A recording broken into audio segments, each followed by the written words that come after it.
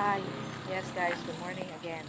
At yun, ipapakita ko lang sa inyo guys yung ating guardhouse. Ayan po si guardhouse. Higpit po si guard. Bawal po dito pumasok yung hindi resident.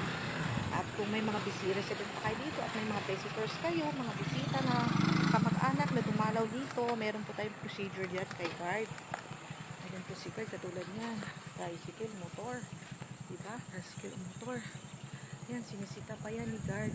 Pero kung resident ka dito, meron ng sticker yung iyong sasakyan, alam na ni guard yung naka-record na yan. So, hindi ka nagsisitahin yan. As you see, yun, meron tayong client na, ayan.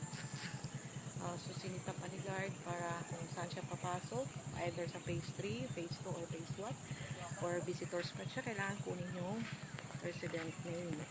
Ayan po. So, 24 hours ang ating guardhouse. So, hindi ka dito worried na manakawan ka o kahit umalis ka na walang tao yung bahay mo.